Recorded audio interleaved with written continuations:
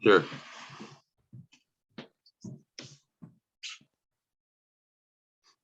We thank you, most holy God, for this opportunity to gather in your name. We request, Lord, that you impart your Holy Spirit on this group.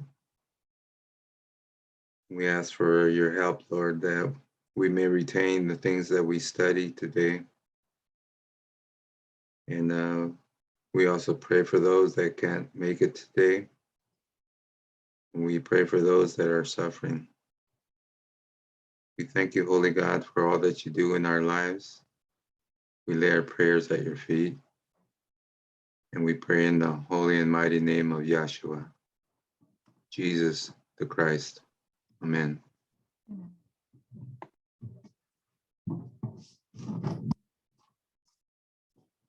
I do have the file open here. And we left off on, we were reading Paleoconservatism and the movement that explains Donald Trump explained. So Paleoconservatism explained. And it's the movement that explains Donald Trump. So we left off, if we're okay, to go through the history now. I think we read it. Yeah, we did read it completely, right? And then we came back and we're going paragraph by paragraph. Is that correct?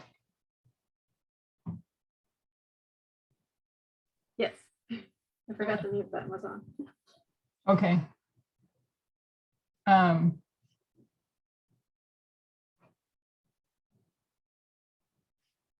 Backing up just a teeny bit. Maybe we'll just read this, but not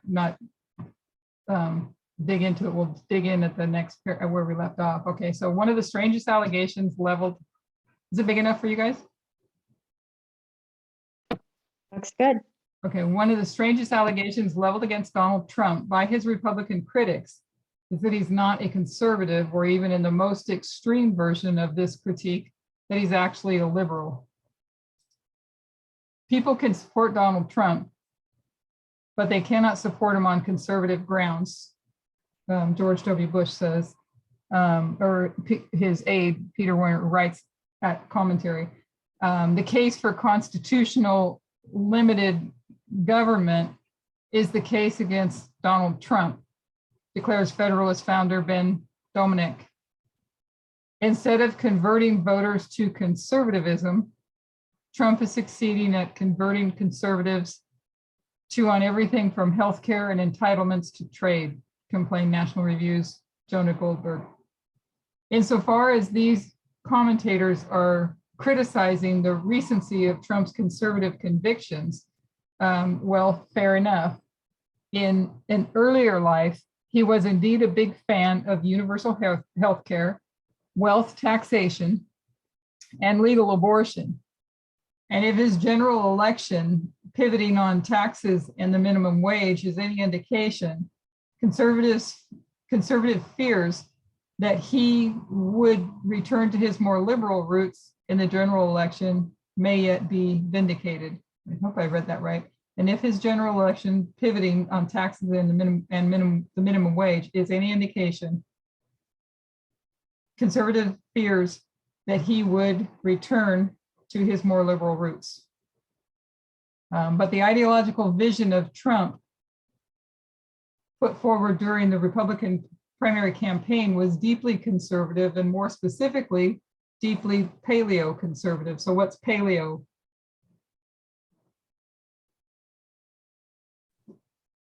Old original. Old. Original. The paleo-conservatives were a major voice in the Republican Party for many years, with Pat Buchanan as their most recent leader, and pushed a line that is very reminiscent of Trumpism. They adhere to the normal conservative triad of nationalism, free markets, and moral traditionalism. But they put greater weight on the nationalist leg of the stool. So a three-legged stool: free markets, moral traditionalism, and nationalism. But the nationalism is their greatest one, leading to a more strident form of anti-immigrant politics that often veers into racism, an isolationist foreign policy rather than a hawkish or dovish one.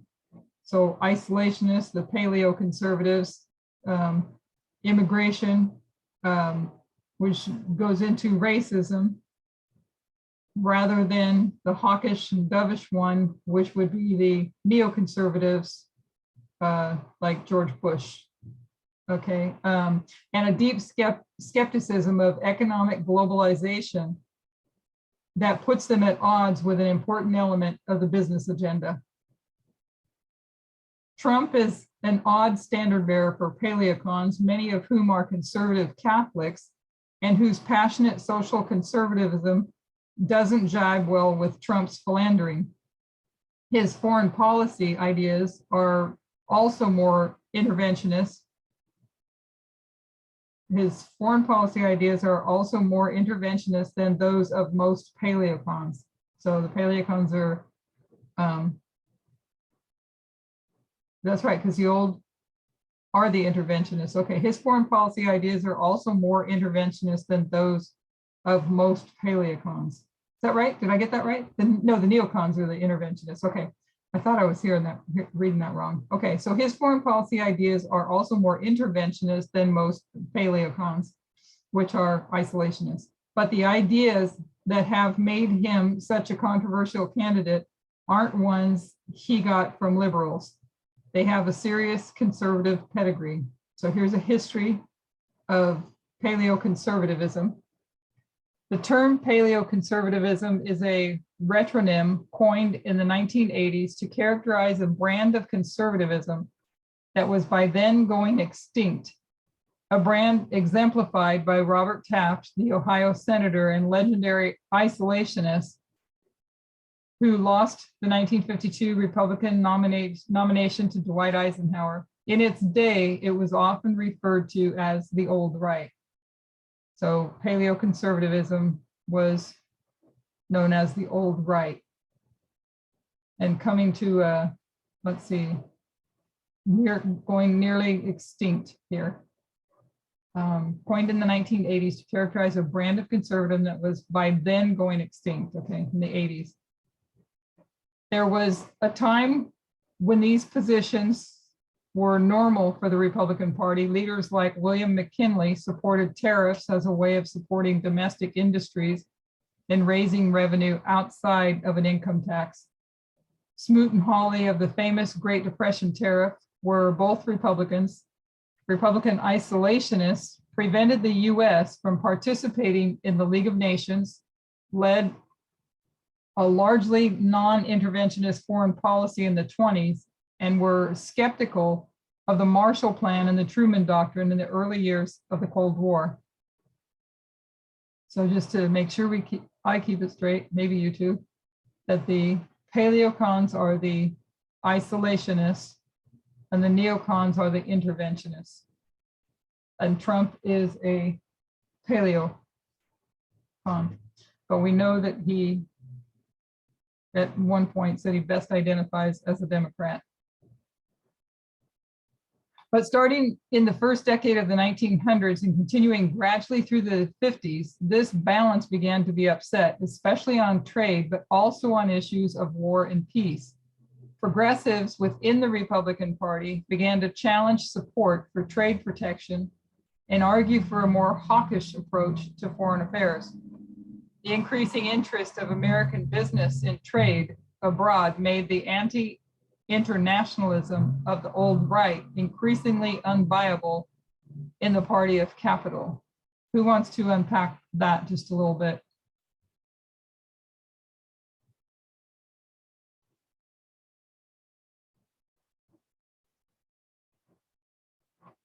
They use a lot of words, it seems to be, for the same thing, but there must be a reason there's different words, because isn't anti-internationalism going to be similar to isolationist or anti nationalism? Yeah, right? Yeah, it's nationalism. Yeah. So it seems like they Really? use a lot of different terms to say the same thing. Is that how I understand that? Yeah. And it was all over all over getting involved with trade and, capital, money with other countries. As it escalates, that's the way it goes. So this made the growth in American business and trade abroad. It makes the old right increasingly unviable in the party of capital, and meaning the Republican Party, right? Because they're the party of capital. Is that correct? Way to say that? Yes, Capitalism. capitalism. Yeah. So starting in the first decade of the 1900s and continuing gradually through the 50s, this balance began to be upset, especially on trade, but also on issues of war and peace. Progressives within the Republican Party began to challenge support for trade protection and argue for a more hawkish. So this would be the neos, right? But they don't come till later. Am I saying that right? Sounds about right. Okay, but they don't come until later, right?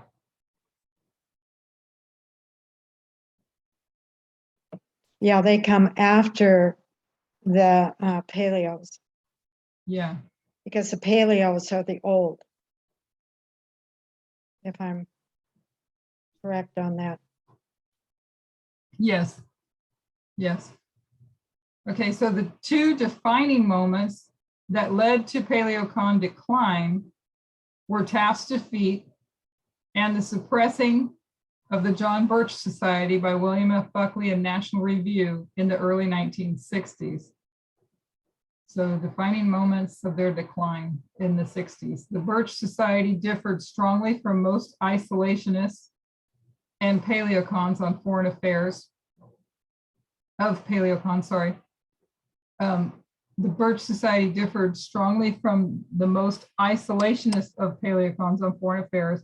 It was named after an American missionary killed by Chinese communists in 1945, whom the group claimed as the first casualty of the Cold War.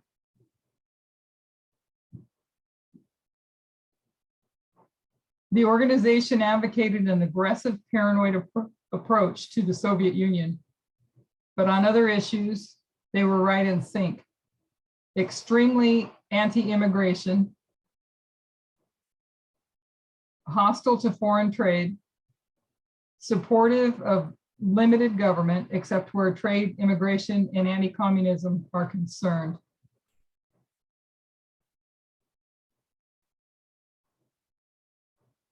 The organization, meaning, oh, is this the John Birch Society, right?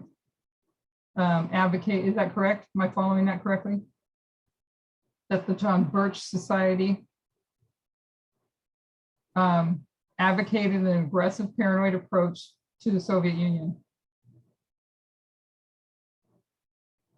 Is that correct? Sounds correct. Make sure I'm following correctly. Yeah, look back on that last paragraph. Yeah. The It two differs. defining moments led to Paleocon's decline. Right.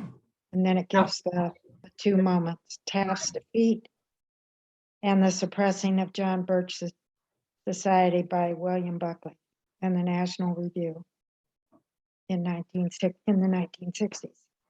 So they differed strongly from the isolationist Paleocons most.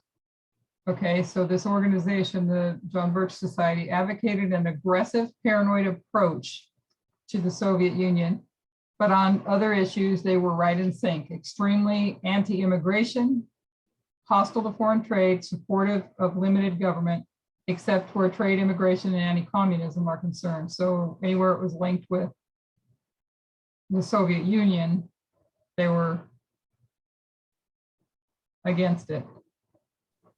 Sounds like nationalism, if you put it all together. If it has to do with the US, and they're for it. But if it's of a different continent or country, they're against it. Yeah, anti-immigration, Right, also foreign trade, yeah, nationalism. right, nationalism. Advocate And I think aggressive, go ahead. And I think that's where they got that made in America thing. They did for a long time. Everything was made in America, you know, Dodge, Ram trucks or whatever they're selling kind of thing. And they always try to buy domestic as opposed to foreign.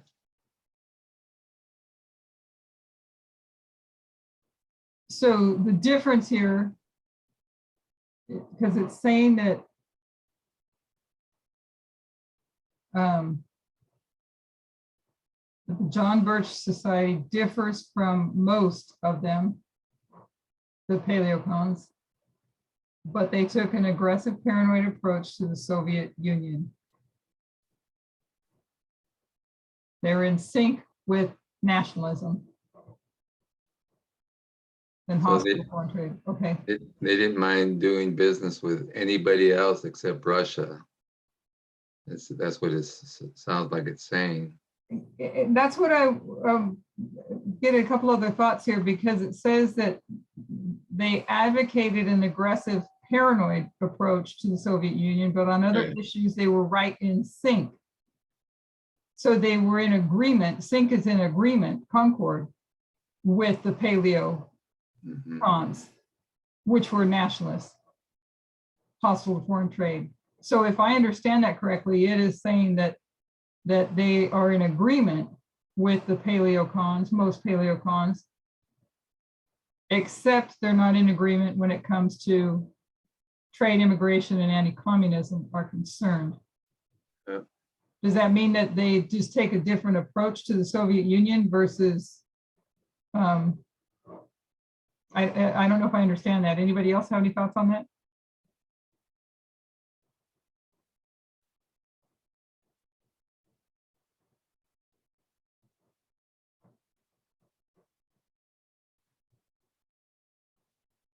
Because if I'm following that sentence correctly, where they are alike or in sync, the John Birch Society and the Paleocons, is that they are both extremely anti-immigration, hostile to foreign trade, and supportive of limited government. Except, so where they're different is when it comes to trade, immigration, and anti-communism.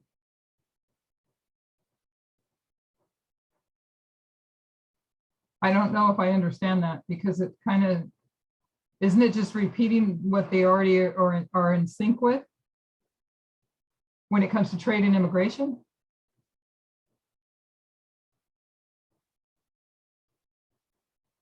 Anybody else? Maybe we need to draw it out. Huh? Maybe we need to draw it out. Yeah, I mean, we definitely need to understand it. So I'm going to read Susan's quotes real quick. Grand Old Party, we know that. Must be, yeah, I don't know, because they are called the Grand Old Party, GOP. Neoconservatism arose in the United States in the 70s among intellectuals who shared a dislike of communism and a disdain for the counterculture of the 60s.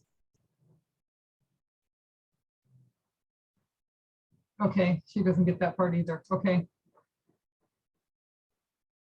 Well, if I'm understanding correctly, at least the first part, is that where the John Birch Society and the Paleocons are alike, in sync or in concord, or however you want to call it, or similar, is that when they're extremely anti-immigration. So they're both extremely anti-immigration, hostile to foreign trade, supportive of limited government, except where trade, immigration, and anti-communism are concerned. So is that trade, immigration connected to anti-communism, or are they three separate things? Because you have immigration in the previous sentence and trade.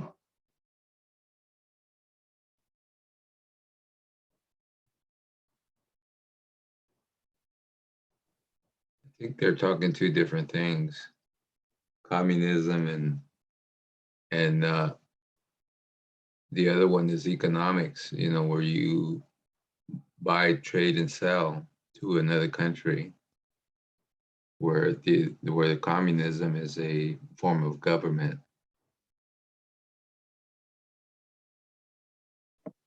Yeah, let me read what Susan put again. Neoconservatism arose in the United States in the 70s among intellectuals who shared a dislike of communism. Okay, so that's the neos.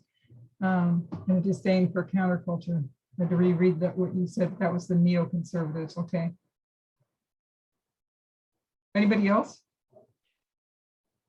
Well, I would say there's some differences, main differences, but then there's some things that are alike as well. So, and we just read what the differences were. Well, taking a adjective out, it almost sounds like it's saying the same thing, though. That's where I'm confused. Because they're in sync. Extremely anti-immigration, hostile to foreign trade, supportive. I get the supportive of limited government.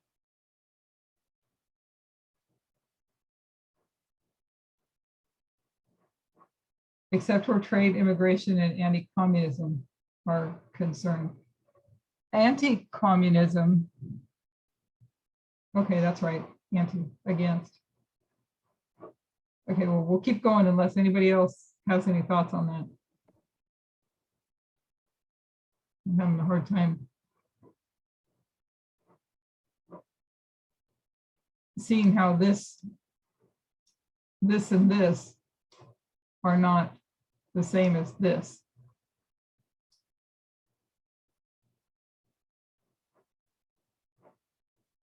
So Buckley, along with Senator Barry Goldwater, Republican from Arizona, and others, issued a series of attacks on the society, on John Birch Society, which were successful in marginalizing it and establishing Buckley and National Review's brand of conservatism as the ideology's public face in America. He issued a series of attacks on the society. So this is a Republican. Who's Buckley? Buckley is the National Review, is that correct? Yeah, John Birch. Okay. Suppressing the John Birch Society by William Buckley in the National Review.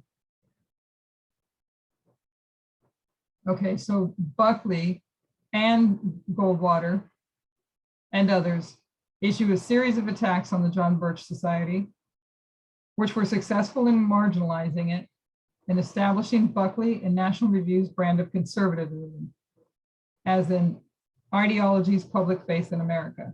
So this would be the rise of because this is the Republicans that are against paleoconservatism. So this is the neos coming up. Is that correct?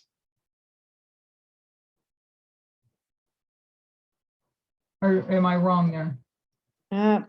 You're saying Barry Goldwater Yeah, was 'cause I don't the think that's right. uprising of the neo? Well, I'm just looking at, they're the ones that are suppressing. It's Task Defeat and the Suppressing of the John Birch Society by William Buckley in National Review in the 60s. So this is looking in the 60s.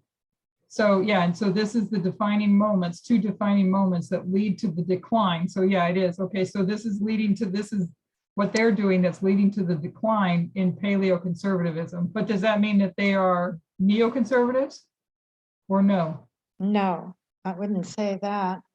Okay, They're trying I to thought, go I ahead. thought that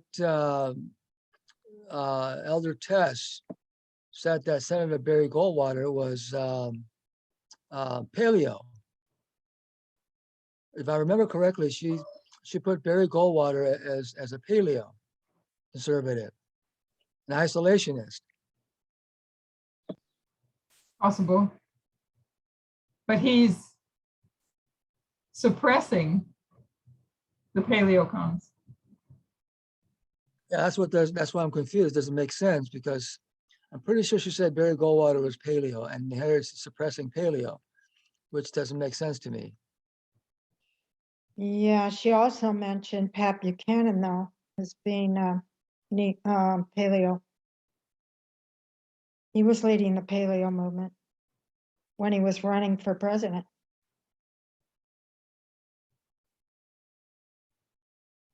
So was that in the same time frame as Barry Goldwater? No, Goldwater, I think, was back in the 50s and 60s. And Pat Buchanan was in the 80s.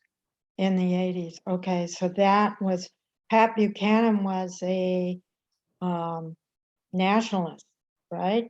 Or was he he wasn't an isolationist. Well, I don't want to get off the track for what we're trying to figure out here, but it's mentioning Pat Buchanan there. She's got it. Yeah, Pat Buchanan as their most recent leader and pushed for the Republican Party for the Paleocons, and pushed a line that is very reminiscent of Trumpism. So Pat Buchanan, yes, nationalist. Okay, Nationalist, right? okay. So the two defining moments. This is the suppressing of the Birch Society by William Buckley. So then we have Buckley, along with Goldwater and others, issue a series of attacks on the society, on the John Birch Society. Oh, maybe that's, okay, so John Birch Society, the John Birch Society, okay, maybe that's where I'm confused, maybe you guys too, I don't know, but it's not saying that John Birch Society is paleoconservative, unless somebody knows otherwise. It's saying that the defining moments that led to Paleocon decline was Taft's defeat in the suppressing of the John Birch Society. So Buckley and Goldwater are suppressing the Birch Society, and they're attacking, issued a series of attacks on the John Birch Society. So this is bringing the decline of the Paleocons. I think what we were, or maybe I was anyways, being confused on is thinking that the John Birch Society was part of the Paleocons, but they're not. But it just says that they were, it advocated an aggressive paranoid approach to the Soviet Union, but on other issues, they were in sync with the Paleocons. And so they have their similarities and they have their differences, but I don't think it's saying the John Birch Society is Paleocon. So now you have Buckley and Goldwater and others issue a series of attacks on the society, which were successful in marginalizing the John Birch Society and establishing Buckley and National Review's brand of conservatism as the ideology's public face in America. So you're seeing the decline of paleoconservatism. And if I'm following that correctly, you're seeing a rise of their view, their brand of conservatism as the ideology's public face in America, as the ideology of paleoconservatism as the face in America. Is that correct? It would have to be, because you still haven't got to Buchanan yet. Sounds like there's a transition taking place by William F. Buckley, moving more towards the center, whereas the John Birch Society were paleo, old school kind of Republicans, and they were steeped in their, their stuff that wasn't true, other little things they made up kind of thing, like Trump kind of. So it sounds like there's movement in the conservative Republican Party led by William F. Buckley. And they reference it right here where it says Buckley's biographical John Judas, and where they're trying to move the party towards center to be more politically viable, or to get more people, more Republicans nominated, or whatever you want to call that. So I'm looking at Susan's comments. They being Buckley and Goldwater, they edged out of the far right Birchers to carve a new place for themselves. So John Birch Society's far right. Are they paleocons? Are they far right, or is there a difference at this point? I would think they were far paleocons. Okay, so you have Buckley and Goldwater and others that are attacking the society, seeking Yeah. to be successful in marginalizing it. So what Susan says, they edged it out of the far right. Let's see, edged out the far right Birchers to carve a new place for themselves, and the Birchers were seen as extreme. They were too extreme, so the Paleocons edged them out.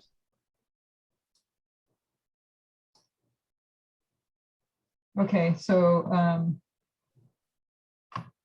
the attack established them as the responsible right, according to Buckley's biographer, and that's what you were just referring to, John Judas, and moved them out of the crackpot far right and toward the great center of American politics. It was a key victory for the new right and a key loss for the old right. Well, wouldn't this mean Neo, yeah, Yes. neo, and the Paleo? neoconservatives. Neoconservative. So, Yeah. but this is before Buchanan, though, right? Yeah, Okay. Yes. Okay, so they do rise because Buchanan, by then, when Buchanan runs, they are not the dominant. Is that the way you would say that? that's like roughly about 20 years before Pat Yeah. Buchanan. Yeah. Okay. Okay, so the losses kept coming. In the 80s, the rise of neoconservatism. So this was this new that was rising up from the 60s on. You've got this decline while the one's rising. Both threatened the anti-internationalist American first mentality of the Paleocons and enraged them due to the prominence of Jewish writers in the neoconservative movement. While not everyone in the paleoconservative movement was an anti-Semite, it certainly had an anti-Semitism problem, which its attacks on the neocons revealed frequently. So you see that in this article, it's telling us that the Paleocons were anti-Semites, right? Or have an anti-Semite problem.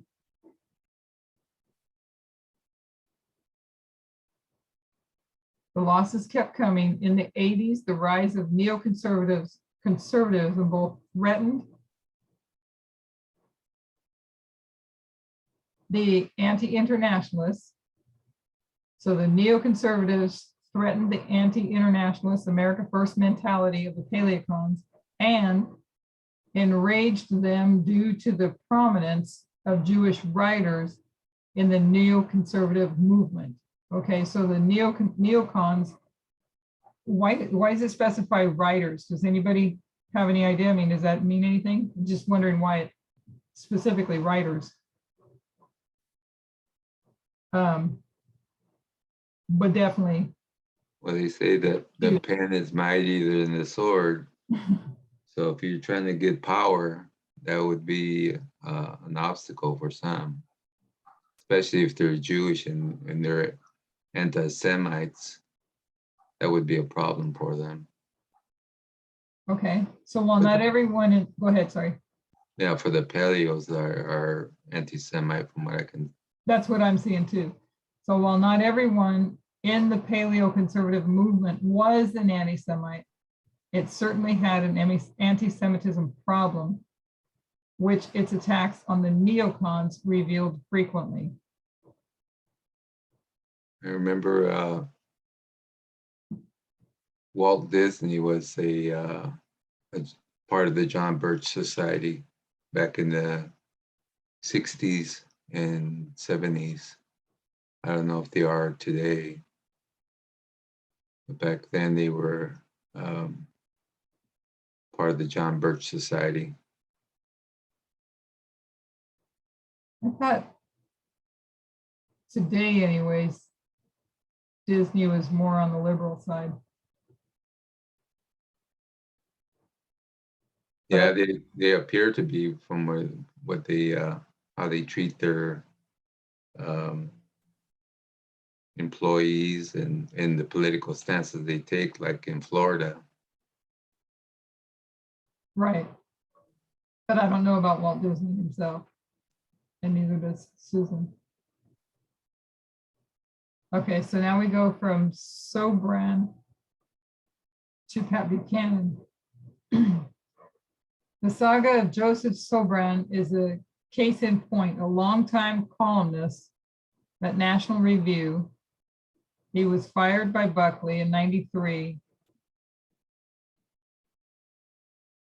Buckley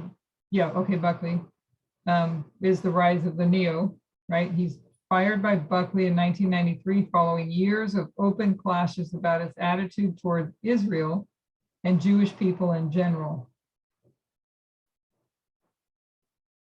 So Sobran is the one that has attitude toward Israel and Jewish people in general. And he's a columnist for the National Review. He's fired by Buckley. In 1991, Buckley had dedicated an entire issue of the magazine to a 40,000-word essay he wrote in search of anti-Semitism, in which he condemned Buchanan, then challenging President George H.W. Bush on the GOP primaries. So let's see, 91. So Buckley dedicated an entire issue of the National Review to a 40,000-word essay that he wrote in search of anti-Semitism, where he condemns Buchanan. Okay, so where condemns Buchanan, who was then challenging Bush in the primaries, and his employee Sobran for anti-Jewish prejudice.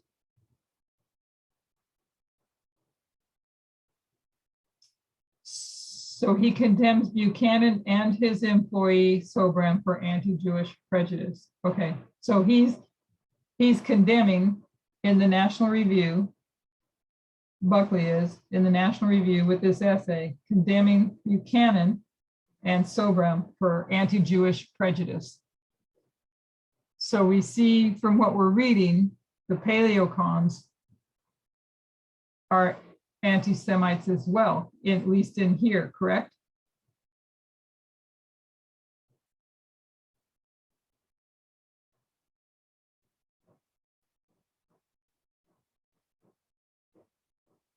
Buckley had a point. Sobran really was a world-class anti-Semite, writing in one National Review column, if Christians, quote, if Christians were sometimes hostile to Jews, that worked two ways. Some rabbinical authorities held that it was permissible to cheat and even kill Gentiles. So Buckley has a point. Sobran really was a world-class anti-Semite writing. So Sobran wrote in a column in the National Review, if Christians were sometimes hostile to Jews, that worked two ways. Some rabbinical authorities held that it was permissible to cheat and even kill the Gentiles. So if I'm following that correctly, what Sobran, who was fired by Buckley, who's an anti-Semite, is saying that it's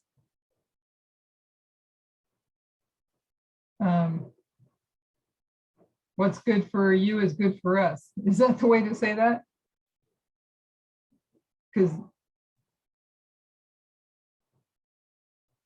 Sobram writes an article that says if Christians were sometimes hostile to Jews, it works both ways. Some rabbinical authorities held that it was permissible to cheat and even kill Gentiles. So kind of a what comes around goes around is what he's saying.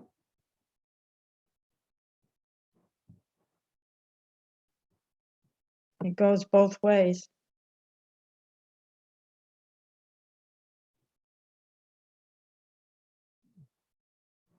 So after leaving National Review, Sobram's writing, in the words of fellow Paleocon and American conservative editor Scott McConnell,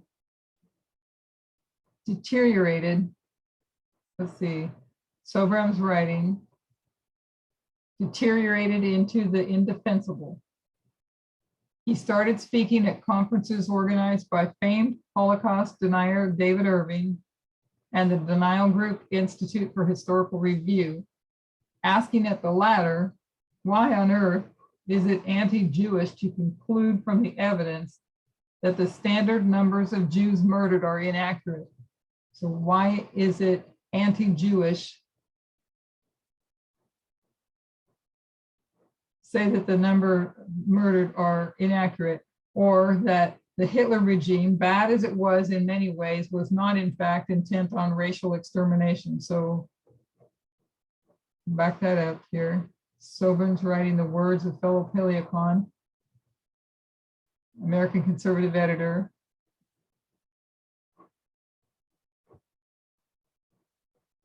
So Sobram's writing in the words of the fellow Paleocon, Scott McConnell. So Sobram's writing deteriorated into the indefensible. Speaking at conferences with Holocaust denier David Irving and the Denial Group Institution for Historical Review, asking the Institute for Historical Review this question: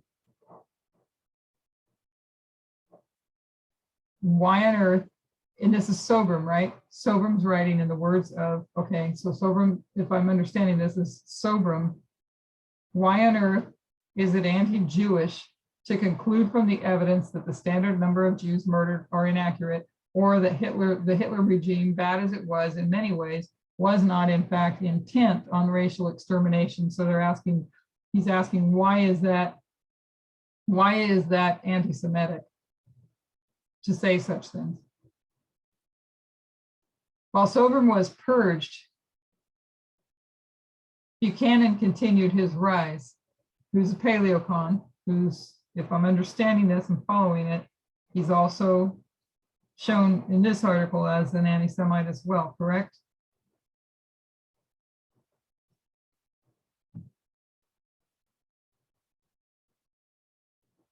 His ability to distinguish himself from the non-Paleoconservatives. So Buchanan, let's see, while Sobram was purged, Buchanan continued his rise. Buchanan's ability to distinguish himself from the non-Paleoconservatives was enhanced by the end of the Cold War. So he distinguishes himself from the non-Paleoconservatives. Many Paleocons had an exception to their isolationism for the unique evil of the Soviet Union. With that boogeyman gone, the Soviet Union gone, they retreated to a stricter non-interventionism. So you no longer have, after the Cold War, you no longer have the Soviet Union there. So they retreat to a non-interventionism, stricter. They nearly universally opposed the war in Iraq. So the Paleocons opposed the war in Iraq, which is interventionism, which is the neocons, which is George Bush, and war on terror more broadly, and were deeply skeptical of Bill Clinton's humanitarian interventions in the Balkans.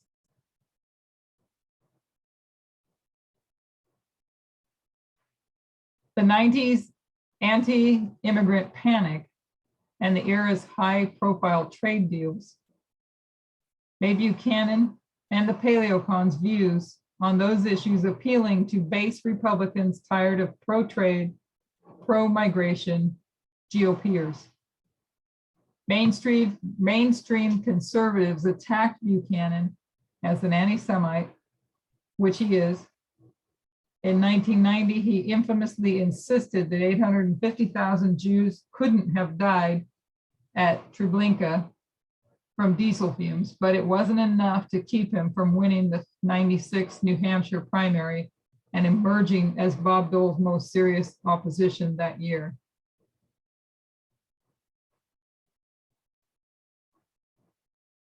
So him being an anti-Semite wasn't enough to keep him from winning the 96 New Hampshire primary and emerging as Bob Dole's most serious opposition that year.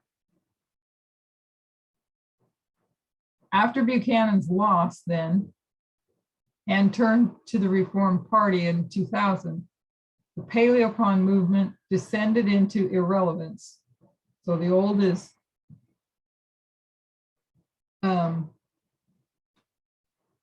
after Buchanan's loss then and turned to the Reform Party in 2000, Paleocon movement descended into irrelevance and worse, more open bigotry than ever before. John Derbyshire, perhaps the last real Paleocon left at National Review, was canned in 2012 after writing a piece addressed to children full of advice like, quote, avoid concentrations of Blacks not all known to you personally, end quote. Quote, stay out of heavily Black neighborhoods, end quote. And then quote, if planning a trip to a beach or amusement park at some date, find out whether it is likely to be swamped with Blacks on that date, end quote. So that's Derbyshire.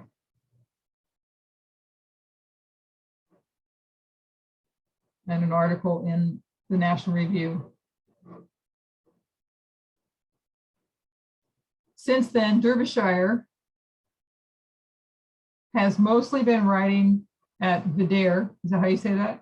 Vidare, an anti-immigration white nationalist site named after Virginia Dare, the first white Christian born in British North America.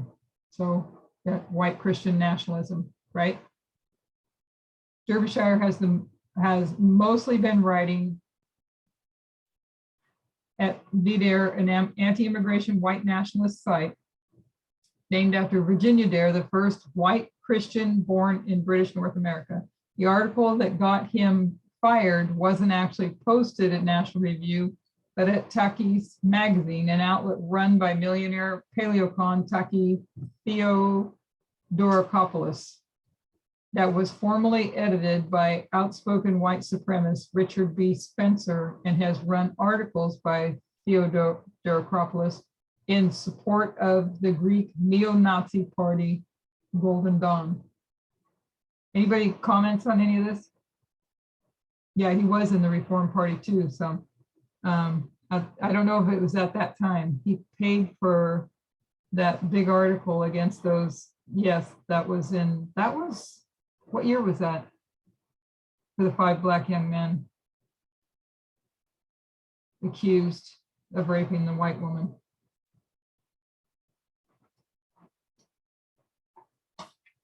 It wasn't, I was thinking something in 89, but it wasn't that far back. It was, anybody remember the date?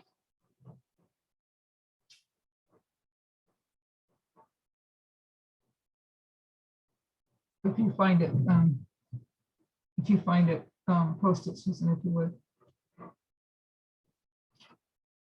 It was 89? Okay, I didn't think it was that far back. Maybe it was, because I know there were significant events by him. For some reason, I wasn't thinking it was 89 on that one, but. Okay, so this is not talking about 1989 in here, though. This is talking about 2000.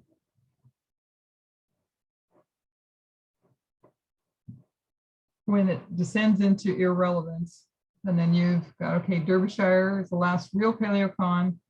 He's fired in 2012 after he writes a piece addressed to children full of advice.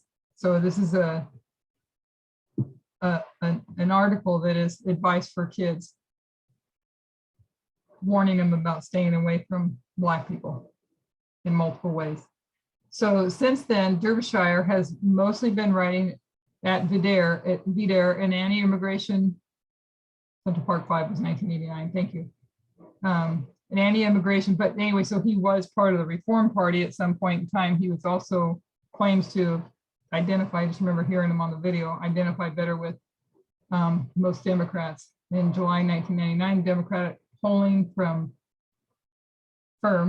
Schroff and Associates conducted a poll of 400 Reform Party. I don't know what you mean by that one.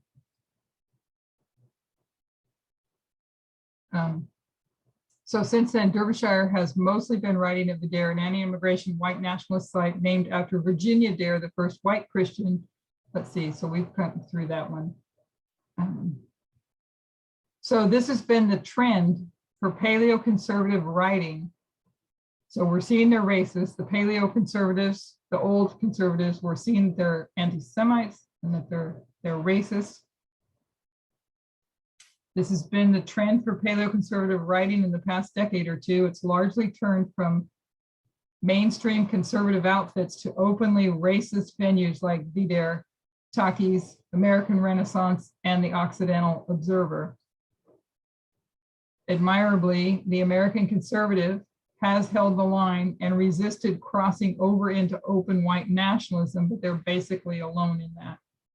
Okay, so leaders and found Trump tied for third place for the Reform Party presidential nomination. Is that where you were writing about 1999?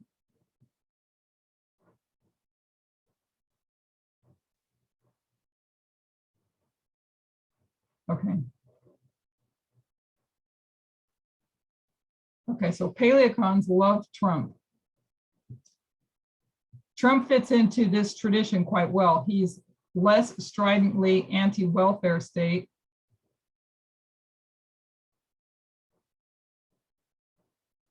And less socially conservative.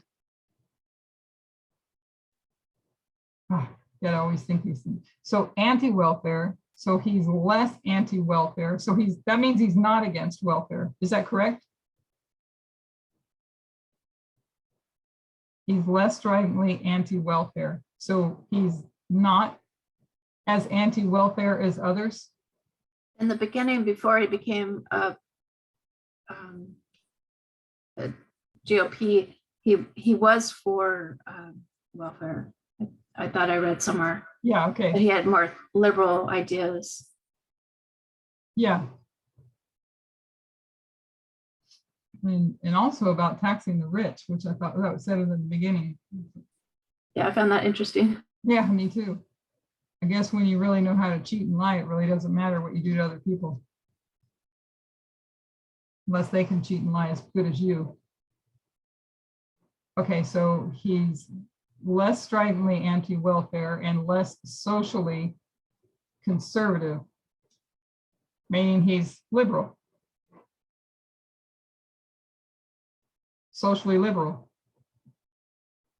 than most paleoconservatives, but he is a great exemplar of the movement's core belief, which is America should come first and trade and migration from abroad are direct threats to its way of life.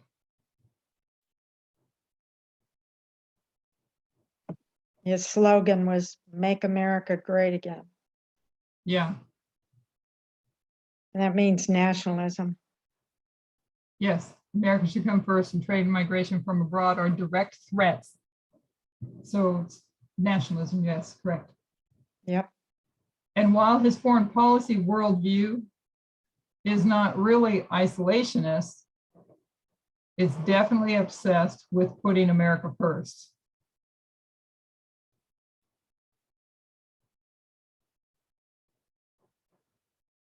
Okay, so his foreign policy worldview is not really isolationist. It's definitely obsessed with putting America first. The term America First, a term he actually used in his major foreign policy address in April, and which has a long pedigree in paleocon circles dating back to World War II. definitely obsessed with putting America first, a term he actually used in his major foreign policy address in April, and which has a long pedigree in paleocon circles dating back to World War II.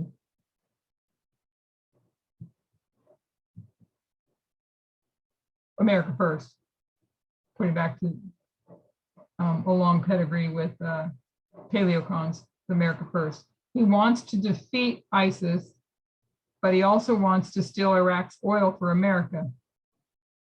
Pure paleocons would object to embroiling America in foreign matters like that, but the nationalism driving the position is really different from the ideological pro-democracy agenda of the neoconservatives. So what's that saying? I think I get what that's saying. What are your thoughts on that?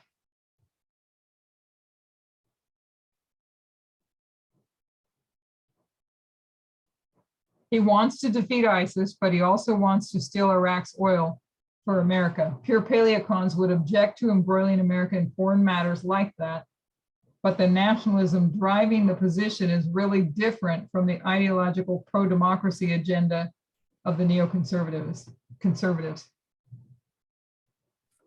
Because Trump is an authoritarian, not democracy. He wants to do it for himself.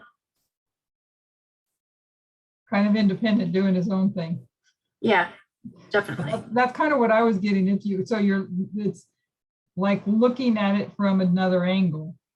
And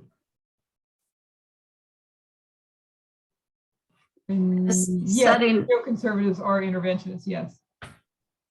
What wasn't he like just setting himself up so after he got out of being president, you know, he would have all these deals. His family had lots of deals that they set up while he was in presidency. Right.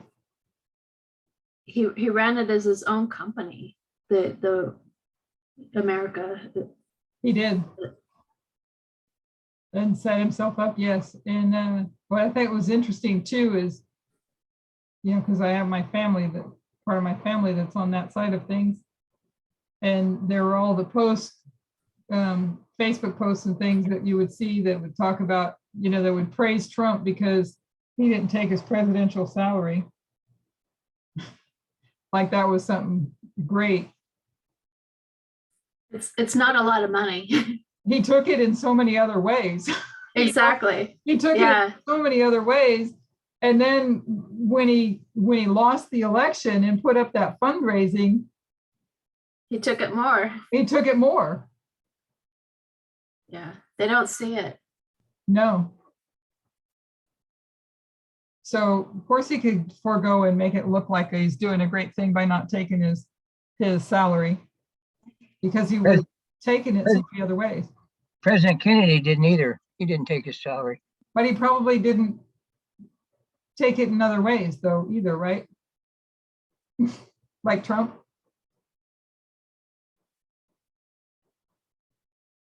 Like use the United States to No. make himself richer? No. Yeah, my understanding of him is he's notorious for using everybody else's money for what he does, not his own. Right.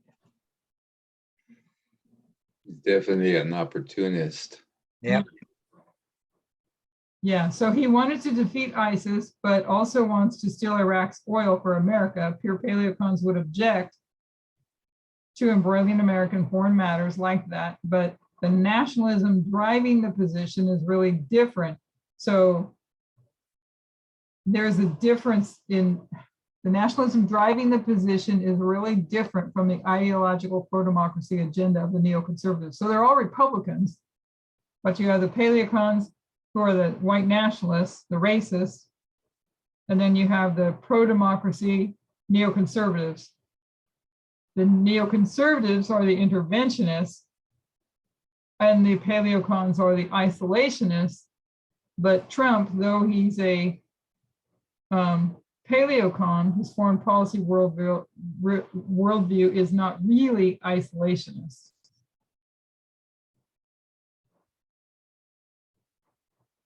We're getting out of the nation building business and instead focusing on creating stability in the world, Trump declares. Our moments of greatest strength came when politics ended at the water's edge. That's pure Paleocon. Is that Trump that said that? That's Trump, right? Our moments of greatest strength came when politics ended at the water's edge. Yeah. So don't go beyond the borders of the United States. That's pure Paleocon.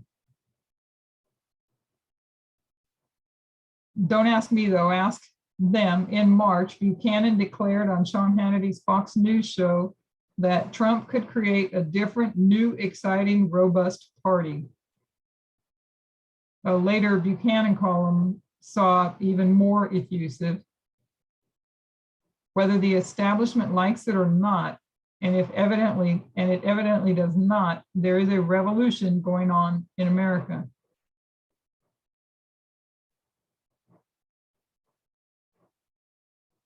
The old order is this capital city is on the way out. America is crossing a great divide and there is no going back.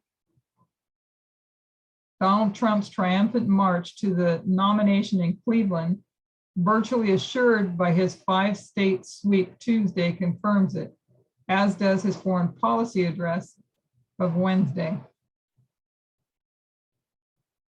2 minutes into his speech before the Center for the National Interest, Trump declared that the major and overriding theme of his administration will be America first, right down to the smokestack. Isn't that a Holocaust reference? Is that what that means?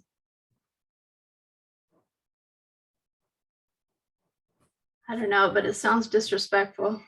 Yeah. It is not him that said it. This is quoted America first. This is a comment by the writer, if I'm understanding this one correctly. And I think that's what he's referring to, right down to the smokestack from the furnaces when they burned the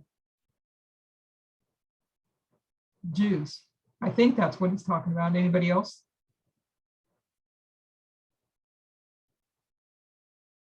And I think it's the writer. It's definitely not Trump because the quotation ends.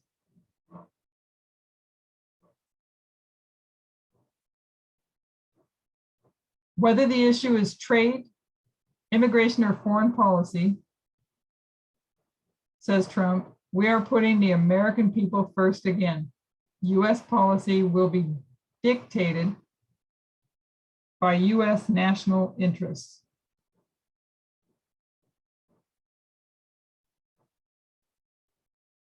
Or by Trump interests.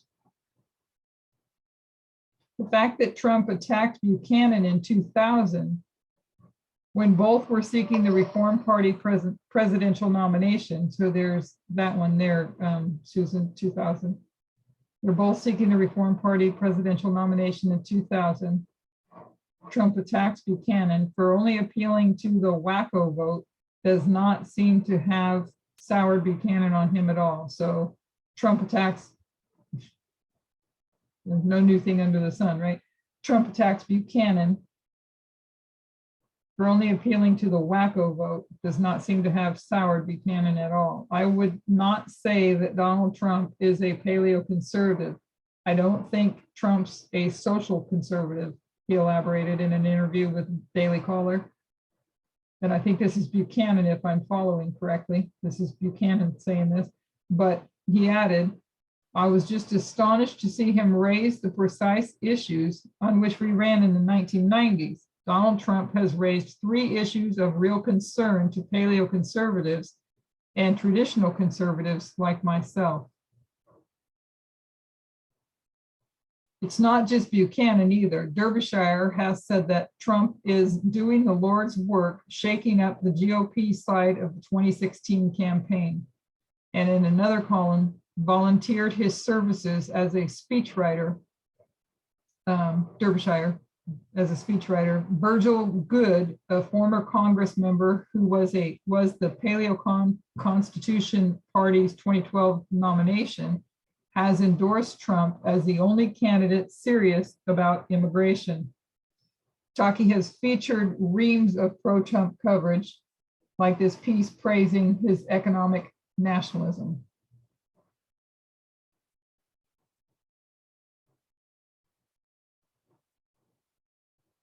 Trump is an imperfect paleocon. He's unrefined, a recent convert, and not as socially conservative as they may like, but on the important stuff, the term fits him better than any other. Okay, so that's the end of that. So we have Trump, you have the decline of the paleocons in the 60s to the 80s, but they're still around. Then you have the neocons rise, and then you have the paleocons come back because the paleos were the old from before the historical. And so now you have the paleocons. So I have a question. Because what we see going on today, is that still, like McConnell and all them, are they all part still of the neoconservatives that are, when it came to purging the Republican Party?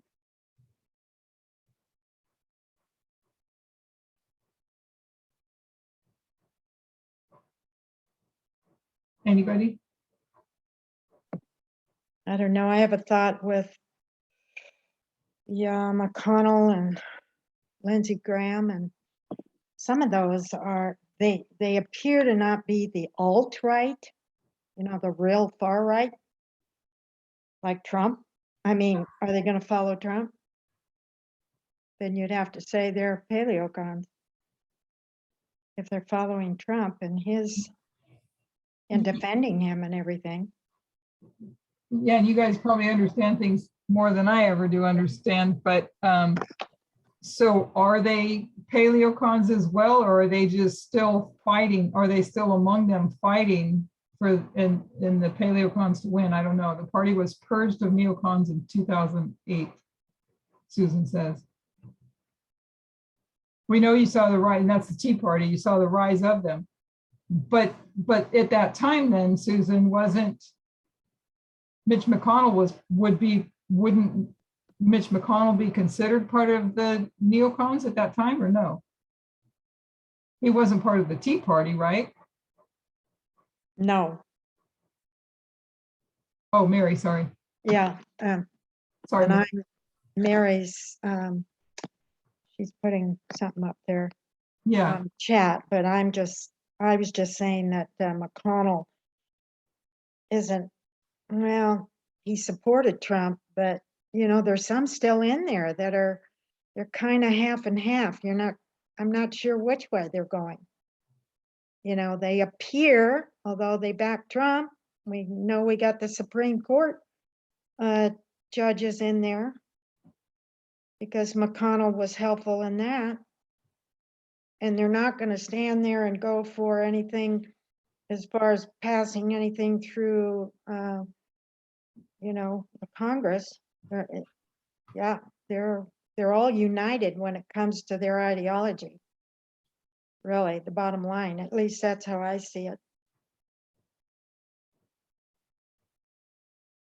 So I'm reading what Susan said. McConnell was known as a pragmatist and a moderate Republican early in his political career, but shifted to the right over time. He led opposition to stricter campaign finance laws, culminating in the Supreme Court ruling that partially overturned the Bipartisan Campaign Reform Act in 2010. So is this still within the Republican Party?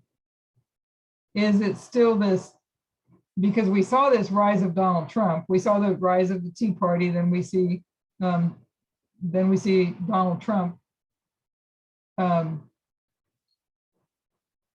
So we saw the rise of the paleocons in 2008, but isn't it still part of the trying to get rid of all the neoconservatives out of there? That's what I don't understand. That's what I don't understand and don't know. Because don't they just support Trump because they had to, or they weren't going to win?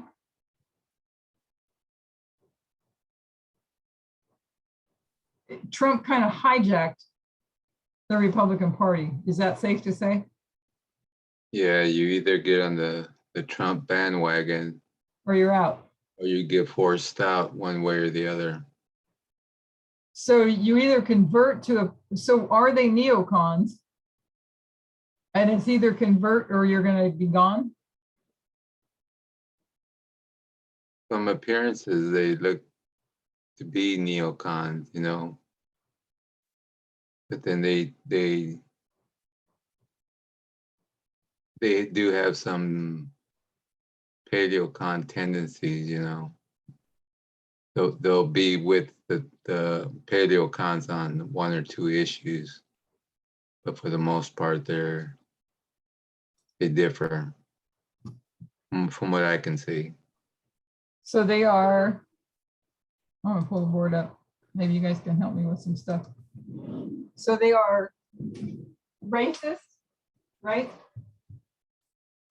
Yes. I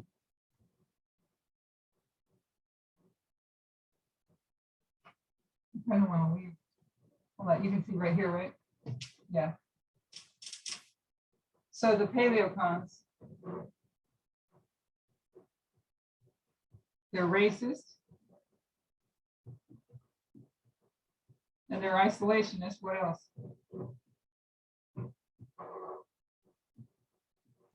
Sexist. What? Sexist. Sexist?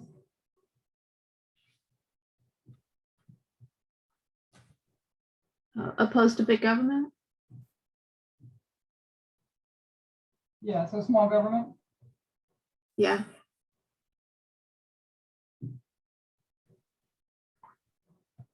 So I guess isolationists would cover anti-immigration, right? They're against immigration. Okay. I think so. Yeah.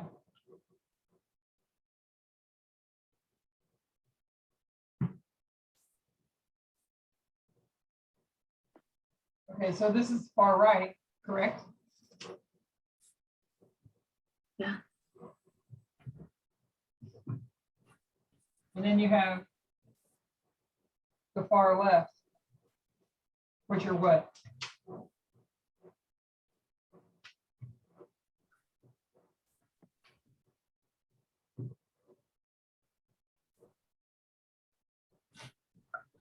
Well, aren't they also isolationist They're isolationists. and sexist? But this one, but this is where they differ in how they are. Let's try to discuss that in a minute. They're also, so you said sexist, Yeah. and they're And the racist. And don't they also like small government? and Because they're anti-imperialist. yes.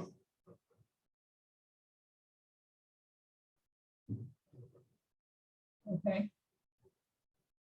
Would you say non-interventionist, which would be the same as the second one there, Isolationist. Yeah. isolationist, Yeah. So the colonialism, anti-colonialism. isolationists, this is where we need to understand, this is to compare, right? We need to contrast. And I know that it's within the isolationists. Maybe Phil can explain it. They're nationalists. Their America is so great. We don't care about anybody else. Let them pound dirt.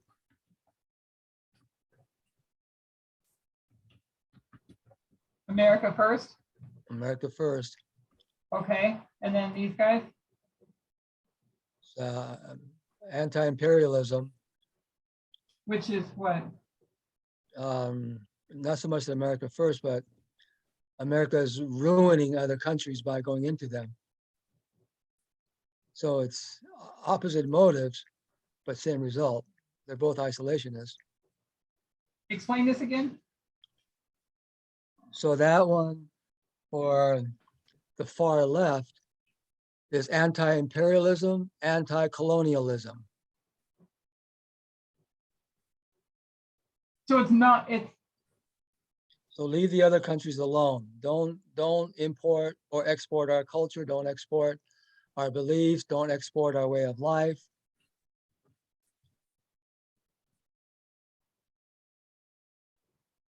okay. Okay.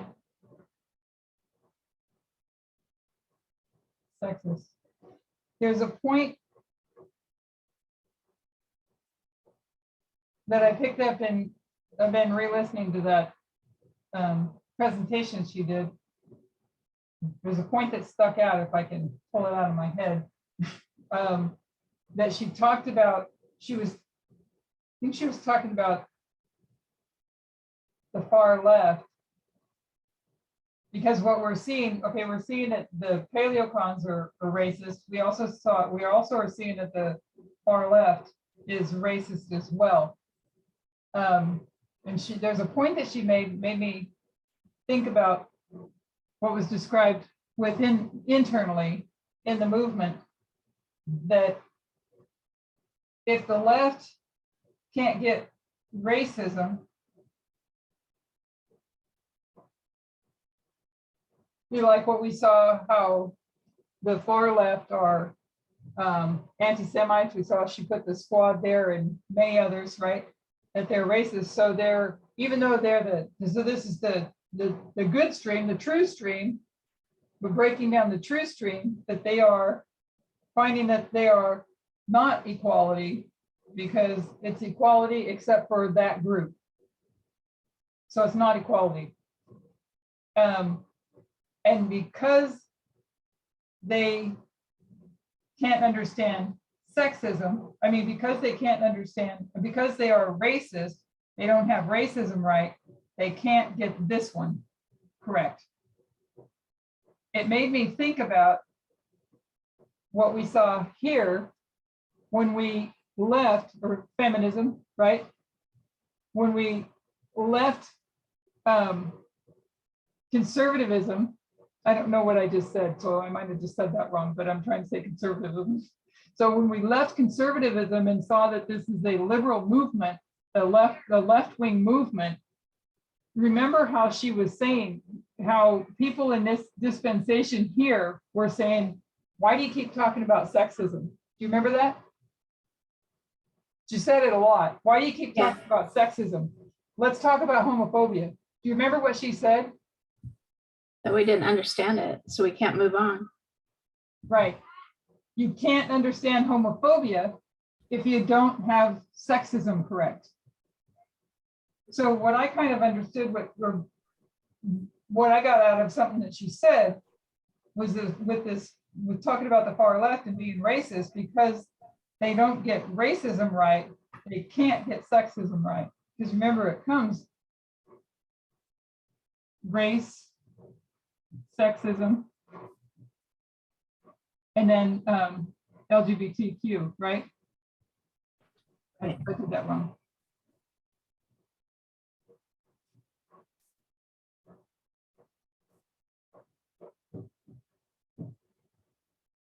So you have to get it. You have to go from here to here to here. And I don't know if that's what she meant, but that's what I picked up with the far left, that because they don't have this right, they can't have this right. Because what she was saying is, we don't get this right, then we can't get this right. You have to get them all right in their order, if I understood correctly. Is that, anybody else have comments on that? That's the way I understood it. Because you won't get, if you don't follow the steps and get them right, you won't be able to, you have to get through sexism to then understand the gender issue, to then understand homophobia. Any thoughts on that?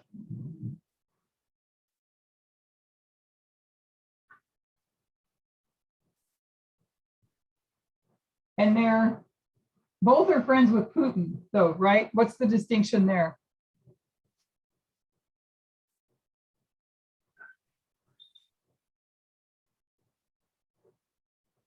Anybody?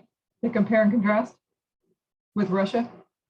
Yeah, comparing is easy. The contrast is a bit harder.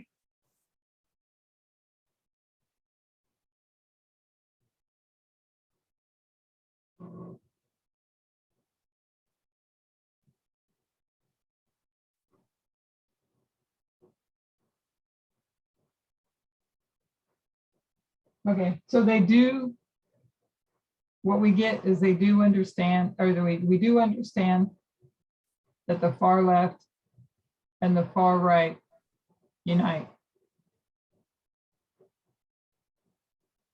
Sexism they have in common with Putin, patriarchy.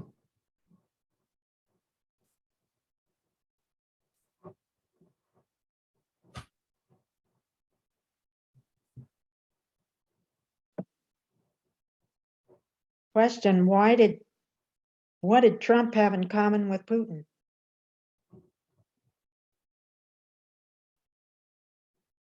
Just a They're question.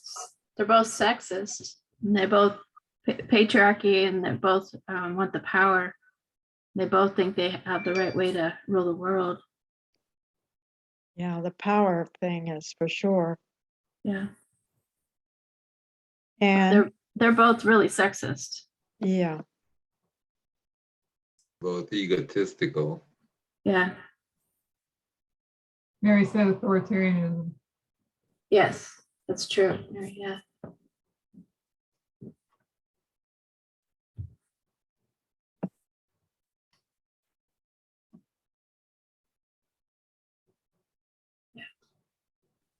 Okay. Seems like I had other thoughts of what we They're went. both liars and they're both rich. They're both what? Right. Liars. Both Like, liars and they're both rich. oh, yeah. liars and rich. Okay. So I don't remember, because we went through this the other day. This one up here, I did go back and re-listen to that as well. So, and I don't remember how much of this we covered. We did cover that, or maybe this is the part that I either left it out when we talked, or I shared some of this with my kids.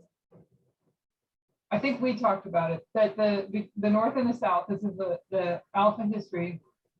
The North and the South was pro-slavery. We talked about Ellen White, what she said, correct? I think we talked about that. I think it was just with my kids, I didn't send that part. We're not seeing that top of the board that you're pointing out. Oh, sorry. Let me pull it up. There you go. Okay, sorry. Perfect. So we talked about the South being pro-slavery, and I think we actually talked about Ellen White as well, and what she says, that the South was already judged.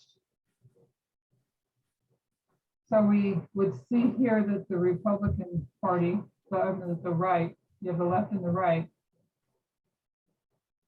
If we're looking at the alpha, then at the omega, you have the right would be already judged, it seems, and that God is striving with the left. Right. God is striving with the north. Right. Okay, can you see over the? Good. Down there? Yeah, you can see that. Yeah, we can see it. Okay, so Revelation 13:11, that's where the dragon speaks, and he speaks through the legislative and judicial branches. So in the alpha, the abolitionists, it was in a quote that I put in the teacher chat because I was working on one of my next studies coming up, and it was a quote that she said that about the this party, what do you call it? She referred to it as the bad party. The bad party didn't have enough power to restrain, the way I understood it, the bad party didn't have enough time didn't have enough power. Now I said that backwards. I'm gonna still think this through, sorry. They did not have enough power to enforce Sunday laws. So the abolitionists did their job as we were talking last week, within the legislative and judicial, within Congress, they were able through the legislative and judicial process to restrain the bad party. Okay? So they were able to restrain the work of the abolitionists, which you have the North, and then you have the varying ranges of abolitionists, because we saw that there were abolitionists for different wrong motives, etc. But they were able to do enough within the legislative and judicial branch to keep the bad party from having the power to properly enforce Sunday laws. So you have the abolitionists restrain the power of the South, and it was success. There's no Sunday laws, and the issue was slavery. So in the Omega, we know it's gender issues, gender rights, and feminism, which is up here, part of which is the left, supposed to be the true stream. Feminism fails, so the right does have the power to enforce Sunday laws on gender. And we see that, the power that they have, by what the judicial branch is doing in the Supreme Court. Is that accurate? Yes. And the Supreme Court, both of them. Yes. Supreme Court. Yeah, right. Yeah. Legislative and judicial. Both. Yeah, the legislative too. Mhm. Because the legislative is preventing any of the correct laws going through also. So you've got both the judicial and the legislative with the power to set things up. Exactly. And what they did with what they're doing is putting things back to the states. So, which takes it out of the Constitution and putting it back on the states to decide, which they did here as well with slavery. And that brought us to the Civil War, correct? Yes. Over states' rights. So So go ahead. it becomes a states' rights thing then. Yeah, What we're talking about with abortion right now. yeah. But we can look down the road and see what's coming beyond that. So we were reading, was it on Sabbath we read that article, that 2014? We read a few different articles. But we saw in December 2014, is that when Beyonce did her thing in the MTV awards with feminism written behind her? Is that when that was, what that was? I think so. That was in the article that was posted. Yeah, so Right. while feminism was declining, because you had second wave feminism, which was back pre-1989, you have second wave feminism, and you come up into this history and you see it declining, and now we're CEOs, we can have equal jobs and this, that, and whatever else, but they totally neglected or didn't have the right understanding. Maybe somebody can explain that better for me, that of literally what got them to be able to even be here, to be able to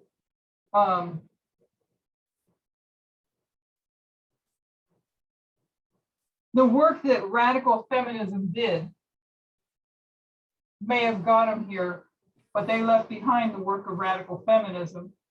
And while they're leaving behind the work of radical feminism, you have McConnell doing his work patiently to get this to be set up so that the right now has the power to enforce Sunday laws on women, gender issues. Correct? Yes. Yes, Which then I don't know what it looks like. I don't think we know what it looks like. Beyond, we don't know what it looks like in here yet. But we can see that we're somewhere in here, right?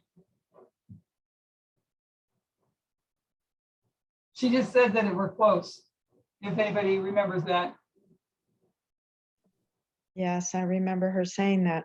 We're Yeah. just before the Sunday law. Yes, and it's intensifying. Right. Mhm.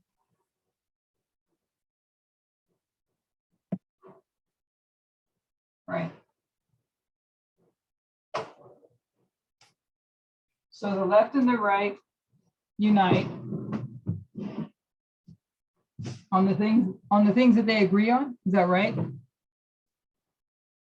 want to read a couple. I'll read them out loud so that you don't turn off that. The Civil War was produced by a culture war, just like what we have today. Culture wars always precede shooting wars. They don't necessarily lead to a shooting war, but you never have a shooting war without a culture war prior to it, because culture provides the justifications for violence.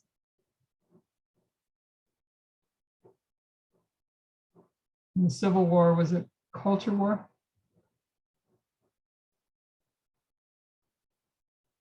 Yeah.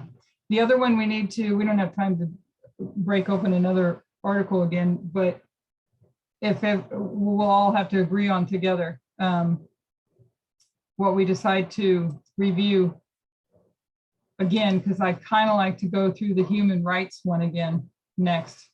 Don't tell me that human rights are not universal rights. Does anybody else have something else instead, a direction we need to go? We might have already talked about it and I have a bad memory. Well, Elder Test strongly recommends read and reread. So next week we'll work on that one again, go through that one again. Yes. Okay. Okay. Yeah, I thought it was interesting maybe I can pull it up here. I don't know if I'll show it, but I'll read it again. It's in the purpose of the messages, where I'm going to read it, but I don't have it up there for you guys to see it. Or maybe I will, maybe I can do that. Hang on 1 second. Yeah.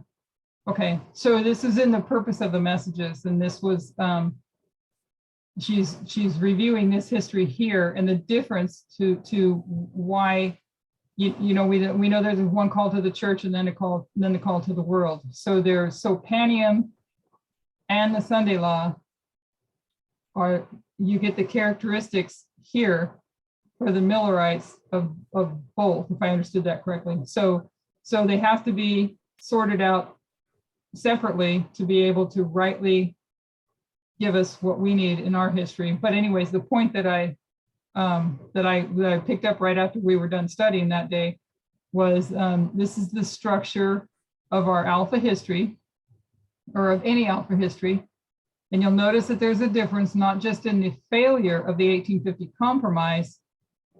It is a failure, if I can speak immaturely. The bad party in Millerite history, bad party would be the South, in Millerite history did not have the power in 1850 to force the Sunday law, the 1850 compromise, the Fugitive Slave Act. So if I'm following that correctly, she's defining the Sunday law as the 1850 compromise, the Fugitive Slave Act, onto the northern states. So the southern states, the bad party of the Millerite history, did not have the power to force the Sunday law. The fact that there was a compromising president, this was a side issue of our topic that we were going through, but as part of it, and just deciding, because people were saying that we have a compromising president that brings in the Sunday law, and that's not the case. So it's the bad party that did not have the degree of power they needed to enforce the Fugitive Slave Act. So the bad party did not have the power here to enforce the Fugitive Slave Act. But now we know the bad power, which is the right, the bad side, they do have the power now to enforce Sunday laws. And we just have walked through that to see how they got there. We saw how feminism failed and accepted liberal or mainstream feminism as all okay. Well, what did it say in that article? It said they find themselves outmaneuvered. So thought that their freedoms, because literally, and what does Elder Tess say? She says that abortion, I may not say this correct, so if somebody else remembers it more specifically, but it's a very short paraphrase. It's economic, but she says it in a longer sentence, and I don't remember the whole sentence. Maybe somebody does, but it's purely economic. And it's like I'm seeing that more and more and more, how this blindsided came just from my own experience, because I took things for granted. I took all that for granted. I don't know how much I ever even paid attention to Roe v. Wade or what it meant. Definitely didn't pay attention to radical feminism, because I looked at them completely wrong as well myself. I didn't want to fight those battles, but I also wasn't aware, never put my life into seeing what battles they fought just for me to have my rights. And so it is economical, because it sets women back or puts them into poverty. The thing that's so horrible about it is it's bad enough about abortion, but seeing the things that they do when it comes to contraception, which she was talking about as well.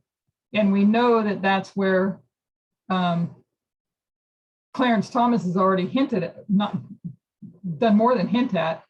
He said he wants to go back and revisit those other cases, which are Lawrence versus Texas. Is that right? Connecticut versus Griswold. Connecticut versus Griswold. Yeah, I was going to give the three. Sorry, I know I was talking about contraception. So Connecticut versus Griswold is the contraception one, and then Obergefell and Obergefell is gay marriage. Hodges. Huh?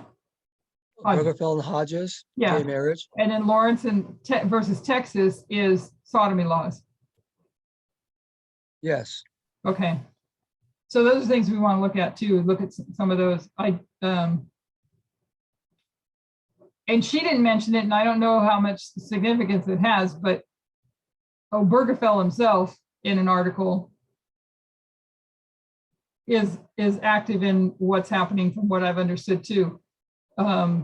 He stated in an article about Clarence Thomas, because one of the other, which one was it now? The one that is on interracial marriage.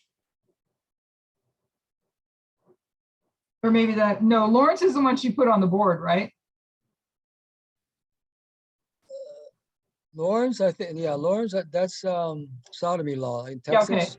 okay, because there's another I one and think- I can't think of what it's called right now. Virginia versus Loving. Yes, that one. And where he doesn't touch on that one, but it would fall under, based on his logic of what he's saying, it would fall under the very same issues, that it doesn't state interracial marriage in the Constitution, and it's coming under the equal rights. It's coming under the 14th Amendment, due process, I think, and that he doesn't bring that one up.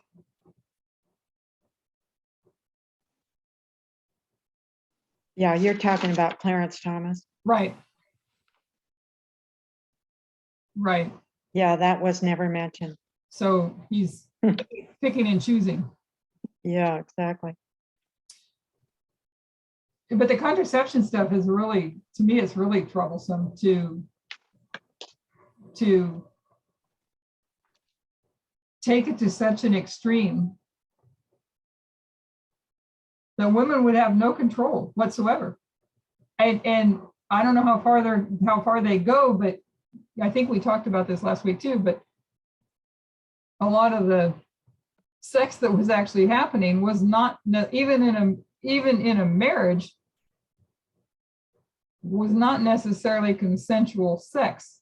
It was a duty and responsibility of the woman. And a privilege, is that the right way to say that? Privilege, entitlement to the man. Is that correct to say that? Yeah, I think so. I would say so. So, Ne- go ahead. Next, they're gonna make, I can see this, that they'll try to make women, sterilization illegal too. Because Yeah. they're trying to take away contraceptives. They'll try to make that illegal. I was thinking about that. Yeah, they probably would. You wouldn't be able to go in and do that. But then why would they not? Maybe you guys have the answer for this, and maybe I do too. So, say I'll use my daughter, for example, because she's in a relationship and they plan on getting married, but they're not, and not walking with us. And I pray that she does one day soon. But I think I said this, that we were talking, and the answer would be for the man to get a vasectomy. But it doesn't seem like that's something that they would they allow happen or stop from happening?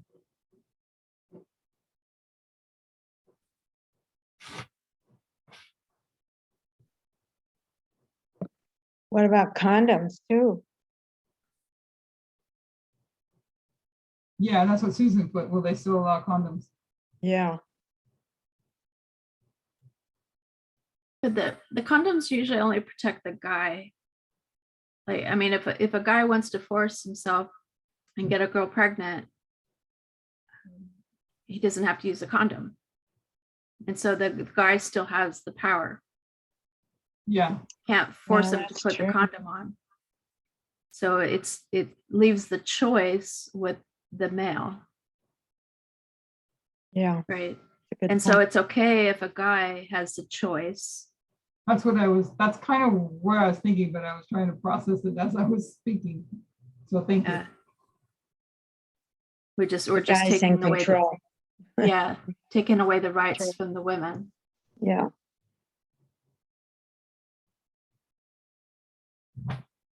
And it's a psychological game too. Yeah, I would think so. yeah. What does she say, that it only radical feminism can do this?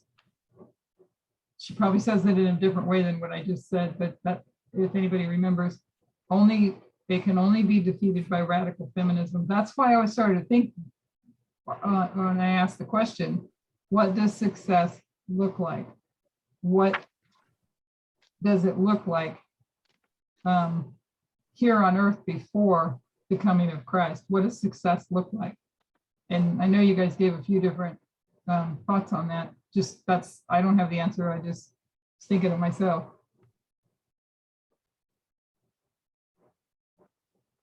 Anyhow, So with radical feminism, or being true abolitionists. right, He mentioned that. right, because she says that this is the abolitionist of the Omega, and the abolitionists of the Omega failed. So you had those abolitionists that did things for their own motive, and you had the true abolitionists. So you'll have the different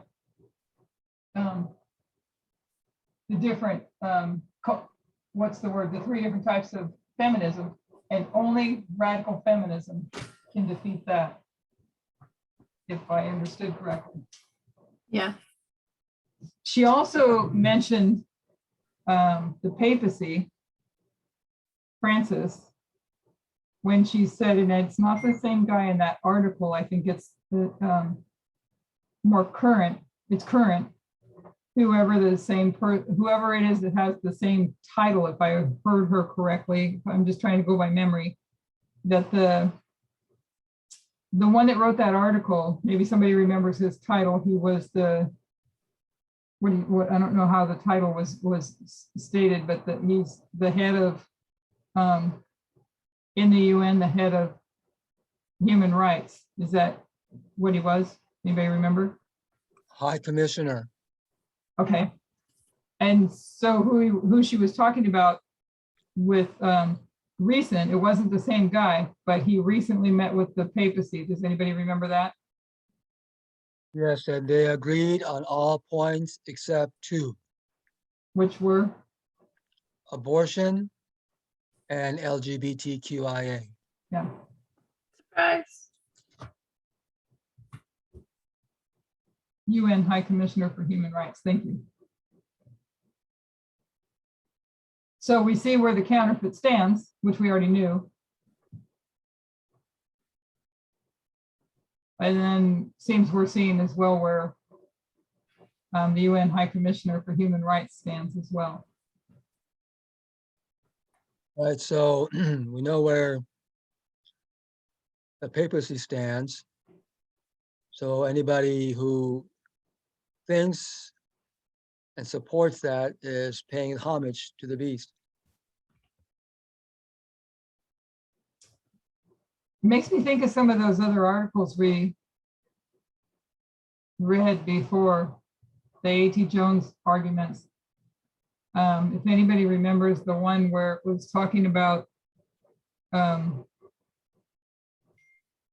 it was somebody asking, I think a Catholic priest, about, aren't you worried about, you know, what they're doing here? This is back in the Millerite history, or maybe in the later on, 80s, 1880 somewhere, I don't remember, but whichever articles we were reading, but that, aren't you worried? And they said, no, they would just sit back and wait. Do you remember that? And that they would do something Yes. that would bring the United States back into the hands of the papacy. Poor summary, but I think that's what it basically said. Yes, that is what it said. That'd be good to look that back up again.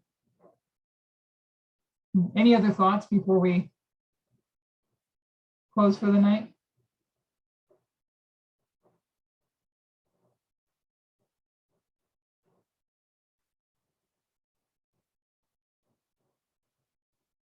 Nobody?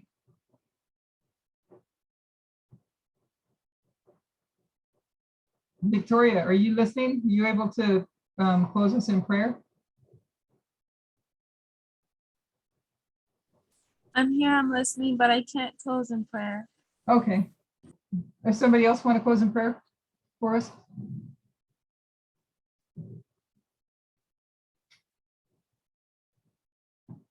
Jackie, maybe? Sure. Turn your mic on though. Sorry, Go. jumped off of it. Yes, thank you. Thank you for this meeting. It's very enlightening. Dear Holy God, we thank you we could be together tonight. We thank you that we can review these articles that Elder Tess has recommended we read, as well as this last study that she gave, really showing us just where we are on the line, so close to the Sunday law, what we need to know, what we aren't sure of. We know that we need your guidance and your wisdom every step of the way. The picture is being formed in our minds as to consequences of your people really being able to see this clearly and to keep pace with the light, with the message of the midnight cry. There are many that are already being ready for harvest out there in the world. maybe within our own families. And we pray that your Holy Spirit will continue to guide and direct these dear ones. Give us wisdom continually. Bring us together in harmony and unity with each other on the message, of course. And we just pray especially for Elder Tess and Elder Parmender, the teachers, for Elaine, and others that are teaching and guiding and directing as well. And we are so appreciative of all the blessings that you have given us, so that we will be able to stand firm when the Sunday law comes, that these issues that are so important, where your people failed in the past, that we will stand firm in this generation. As this is the line of Eden, back to Eden. And each of us want to be ready in our hearts and minds, especially those that aren't with us either right now. So be with us until we meet on Friday. Continue to watch over us, keep us safe, and as well as the people out there, fires going on and shootings and all kinds of things that are happening in weather and the conditions of minds of people that are just going crazy. And we leave this in your hands. As you know, we have the work to do that you have given us. And you need a people to stand strong and firm. I thank you for this. Thank you that we can be together again. It's so encouraging to talk together and share thoughts and learn even from one another. So be with us. Give us a good night's rest. We pray in Jesus' name. Amen. Amen. Thank you. Amen. Man, thank you.